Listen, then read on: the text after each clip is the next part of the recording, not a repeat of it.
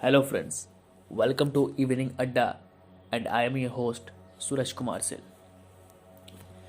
दोस्तों, आज हम एक ऐसे मंदिर के बारे में आपको बताने जा रहे हैं जिसकी यह मान्यता है कि रात होते ही वहाँ पर नर्तकियों की आत्माओं का आना जाना और नृत्य क्रीड़ा शुरू हो जाती है।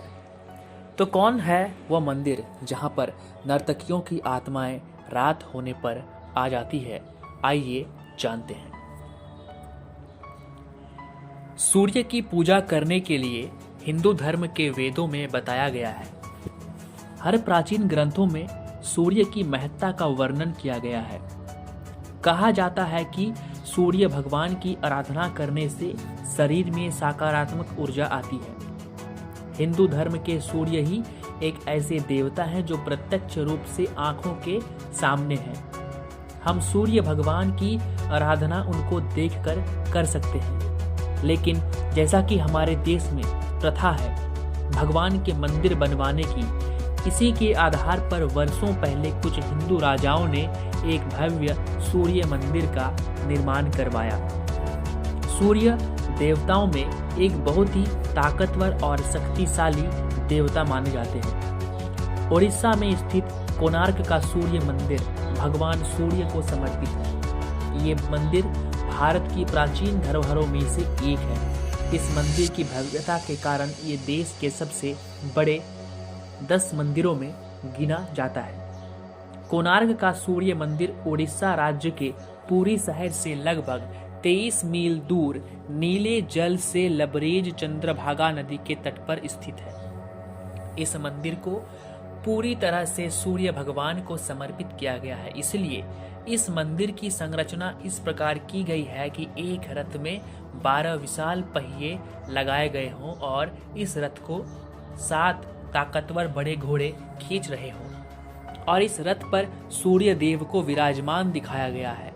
मंदिर से आप सीधे सूर्य भगवान के दर्शन कर सकते हैं। मंदिर के शिखर से उगते और ढलते सूर्य को पूर्ण रूप से देखा जा सकता है। जब सूर्य निकलता है तो मंदिर से ये नज़ारा बेहद ही खूबसूरत दिखता है।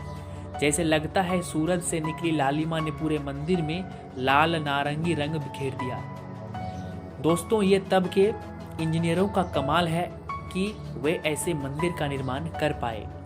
मंदिर के आधार को सुंदरता प्रदान करते ये 12 चक्र साल के 12 महीने को दर्शाते हैं तथा प्रत्येक 8 अरों से मिलकर बने हैं, जो अर दिन के 8 प्रहरों को दर्शाते हैं। यहाँ पर स्थानीय लोग प्रस्तुत सूर्य भगवान को विरंची नारायण कहते हैं। यह मंदिर अपनी अनूठी वास्तुकला के लिए दुनिया भर में मशहूर है और ऊंचे प्रवेश द्वारों से घिरा हुआ है। इसका मुख पूर्व की ओर उदयमान सूर्य की ओर है और इसके 3 प्रधान हिस्से देउल, गर्भगृह, नाट मंडप और जगनमोहन मंडप एक ही सीध में है। सबसे पहले नाट मंडप में प्रवेश द्वार है, इसके बाद जगनमोहन और गर्भगृह एक ही जगह पर है। इस मंदिर का एक रहस्य भी है जिसके बारे में कई इतिहासकारों ने जानकारी इकट्ठा की है।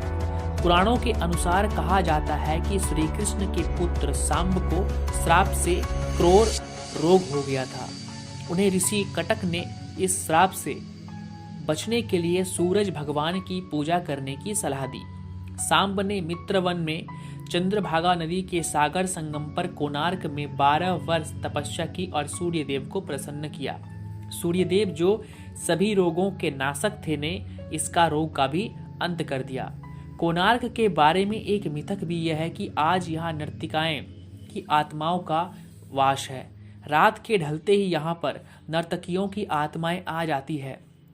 कुछ लोगों का तो ये भी कहना है, वहाँ के जो क्षेत्रीय लोग हैं, कि शाम ढलते ही नर्तकियों के पायलों की झनकार सुनाई देती है और ऐसा लगता है कि किसी राजा ने एक दरबार लगाया हो और उसी दरबार में वो नर्तिकाएं नाचती हैं। अब इस बात में कितनी सच्चाई है इसका तो हम नहीं बता सकते, लेकिन जो दंत कथाएं चली आ रही है और क्षेत्रीय लोगों का जो मानना है उसके हिसाब से हम ये कह सकते हैं कि शाम ढलते ही वहाँ पर नृत्यिकाओं का जो आत्माओं का नृत्य शुरू हो जाता है। दोस्तों, और भी मंदिरों के रहस्य के बारे में जानने के लिए देखते रहिए इवनिंग अड्डा। कमेंट कीजिए कि मैं अगला वीडियो किस मंदिर पर बनाऊं। Thank you for watching evening अड्डा। अगर आपके इस क्षेत्र में कोई ऐसा मंदिर है जो रहस्य से परिपूर्ण है तो आप हमें कमेंट कीजिए और हमारे ईमेल आईडी जो डिस्क्रिप्शन बॉक्स में दिया गया है उस पर ईमेल कीजिए। हम उस पर ज़रूर एक वीडियो बनाएंगे। Thank you for watching evening अड्डा।